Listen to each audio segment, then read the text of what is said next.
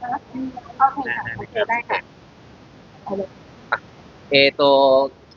先ほどどうでしたか緊張しましたでしょうかいや楽しく先ほども2人が組んでくれたのではいเมื่อกี้ก็เลยถามว่าตื่นเต้นไหมนะครับที่มาลองรำไทยดูนะครับคุณคาเมะก็ตอบว่าสนุกนะครับสนุกทั้ง2คนสอนนะครับดีมากๆเลยเป็นไงบ้างครับน้องช่วยทั้งเก่งแล้วเนาะน้องน้ำปิงช่วยเล่าให้ฟังนิดนึงเป็นไงบ้างครับก็ดีใจมากเลยที่เจอพี่เพราะว่าพี่เขาแบบดังมากแล้วก็ที่สำคัญคือได้ข่าวว่าพี่เขาเป็นได้พิเศษもう本当にお会いできてとっても嬉しいです。もう近いうちにも来週再来週お誕生日っていうことでもお話も聞きました。もう本当におめでとうございます。ตอนแรกเลยก็พอเรารู้ว่าแบบที่คาเมะคือแบบว่า1ในแบบคนที่แบบป๊อปปูล่าในญี่ปุ่นเนี่ยแล้วก็ค่อนข้างเกรงกีเดสค่ะ亀さんがとても超有名という話を聞いててちょっと先ほど元気ってと言ってますけれどもでも実はですね緊張っていう意味なんですよタイ語で緊張しましたっていうナンピンさんが言いましたมันเป็นรู้มั้ยคะว่าเกมกีเดสกาเมื่อกี้ภาษาญี่ปุ่นแปลว่าอะไรแต่ว่าสบายมาก日本語では元気ですかというは元気ですかというสบายดีไหมแต่ですねสบายว้าวเกรงเราเกรงเขาไม่เท่ากันแต่ว่าก็ภาพรวมก็ถือว่าแบบที่ทำให้แบบเขาค่อนข้างเฟรนลี่แล้วก็แบบเราสอนอะไรก็คือลองทำเลยทำได้ซะดีใจที่แบบได้แบบแลกเปลี่ยนวัฒนธรรม亀さんはとても優しくてそれから交流できていて本当に嬉しいですแล้วเมื่อกี้คือที่คอมเมนต์เนี่ยคือเขาแบบว่าถ่ายรูปแบบเขาทำติดโบได้ด้วยนะโอ้จริงเหรอติดโบ先ほど記念撮影した時にโบ๊ะเก่งจริงอยากจะแบบอยากจะสอนท่าอื่นๆให้ทำได้ค่ะชิคเก้นคิส他には教えてあげたいことがあるんですよチキンキス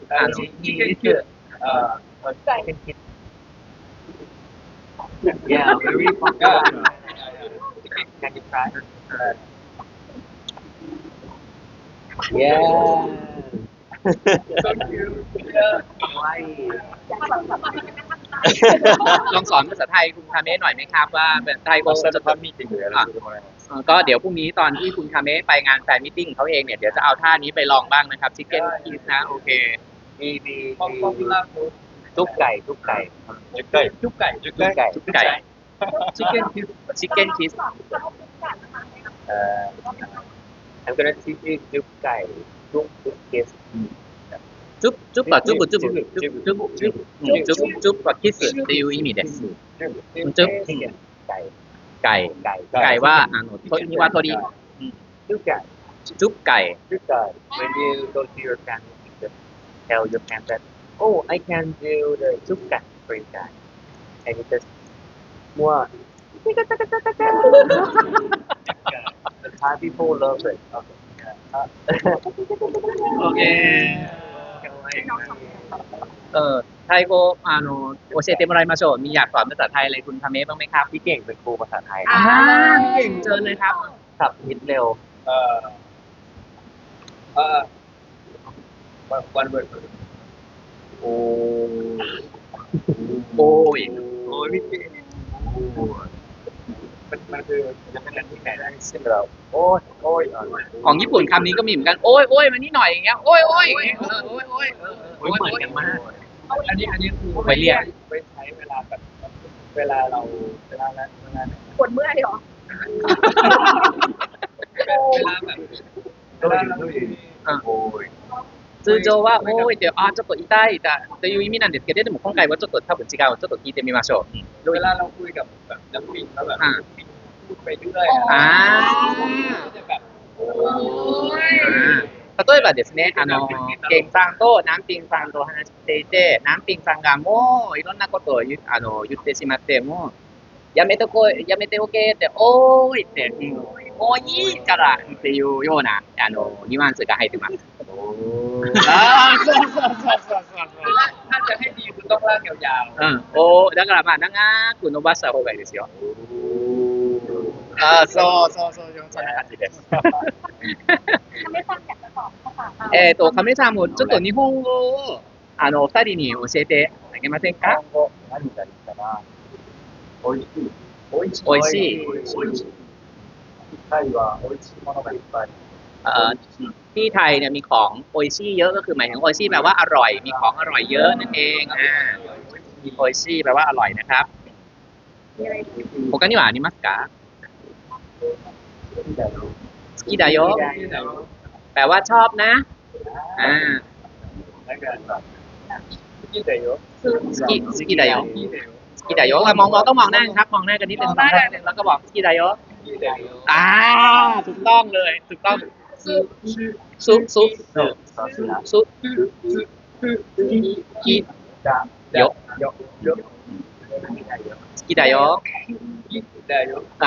แล้วก็พูดติดกันโอเคเลยต้องมองหน้ากันต้องมองหน้านิดนึงแล้วก็พูดนะครับประมาณนี้จะให้น้องๆครับภาษาญี่ปุ่นน้องๆพูด例えばですねお二人も来月日本でのファンミーティング行きますよね何がちょっと簡単な日本人のファンのために何か言った方がいいですかね日本語でเพราะฉะนั้นใช้คำนี้แหละตอนไปแฟนมีตติ้งนะครับที่ญี่ปุ่นนะครับ好きだよ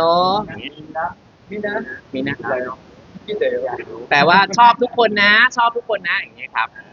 ชอบทุกคนนะท่องไว้เลยนะครับจริงๆเรามีเพลงที่อยากให้แบบว่าทุกท่านไปร้องกับแฟนๆด้วยเป็นเพลงที่เป็นวัฒนธรรมฟิวชั่นร่วมระหว่างไทยกับญี่ปุ่นเหรอครับ実はですねいい曲があるんですよ一緒になんですかねタイと日本語のカルチャーがミックスされていてあるんですよちょっと紹介したい曲があるんですงั้นลองสอนนิดนึงได้มั้ยครับนี่คิดในหมู่วัยรุ่น若者たちの中で人気がありますคาถานารูโตะอาบุจัมโบะคาถานารูโตะอาบุจัมโบะอาบุจัมบะ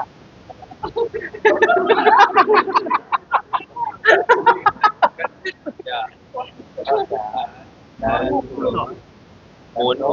เซอร์เคิล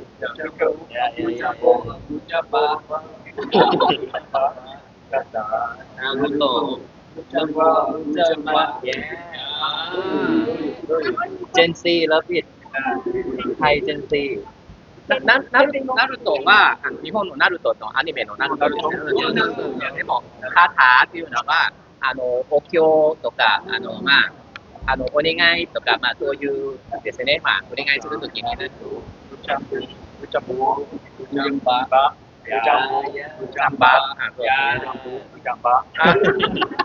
เพราะว่าเดี๋ยวเก่งกับน้ำพริกเขาขึ้นเวทีค่ะเดี๋ยวเขาจะเล่นเพลงได้ステージの上で多分やると思うんですよ2人がジャンバ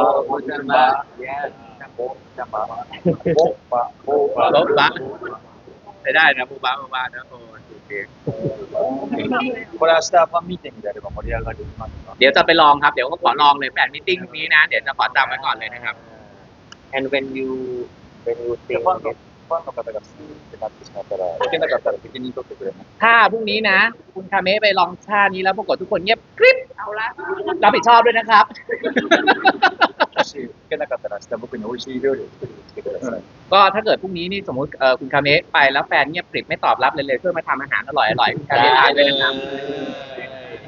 แต่จะไปทำให้ที่ญี่ปุ่นนะ日本で作ってあげます日本で作ってあげますให้น้องๆแบบว่าอวยพรครับวันเกิดได้ครับไม่มีความครับผมเป็นความก็เกิดวันที่23ครับวันศุกร์ใช่ครับก็ขอให้ความสุขมากๆครับแล้วก็สุขภาพแข็งแรงร่ำรวยครับแล้วก็ที่แบบรักที่แบบ再来週23日お誕生日なので本当にもう一度おめでとうございます。それから幸せであること、健康であること、それからお金持ちにもなる。それから引き続きずっといつまでもタイファンたちがカメさんのことを愛するようにしてほしい。願ってますก็จะมาก็ น้องปิงครับ ครับก็ขอให้ทุกท่านนะครับมีความสุขมากๆนะครับและข่าวว่าแบบรักเมืองไทยมากก็ขอให้อายุมากขึ้นก็ขอให้มีเวลาได้แบบว่า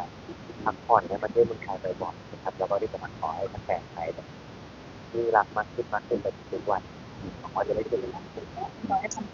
まあ皆さんはまあ年取ってもまあちょっと時間を作るようにまあタイでもリラックスできるようにそれからタイのファンたちがまあためのことをもっともっと愛しているように願ってます日本でも会いましょうสาธุสาธุสาธุっていうのが本当に有名になる本当にでなるようにっていうสาธุ仏教の言葉ですคำให้ฟังว่าจริงๆคือเดือนนี้ค่ะมีวันเกิดน้องน้ำปิงด้วยวันที่11実はですね南平さんのお誕生日が17日17ですよ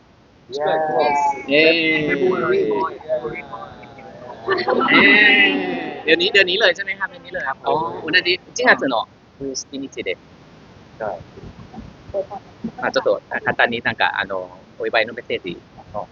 なんでもมีเกี่ยวกับ体に気をつけてそうね応援してくださる方々に手を一緒に手を取ってก็ขอให้รักษาสุขภาพแข็งแรงนะครับแล้วก็ขอให้มีความสุขกับแฟนๆหมายถึงว่าผู้ที่สนับสนุนต่างๆอะไรเงี้ยนะครับก็ขอให้มีความสุขร่วมกันมากขึ้นไปอีกนะครับสาธุโอเค โอเคค่ะโอเคค่ะ ดีๆ เดี๋ยวจะร้องเพลงที่พี่ว่าเจ๊ให้ทุกคู่เลย ได้ครับ แล้วทุกคนเพื่อนร้องเลย โอเค 1 2 3 Happy birthday to you Happy birthday to you Happy birthday Happy birthday Happy birthday to you น้ำปิงแอนทามありがとうございます。ขอบคุณค่ะเห็นว่า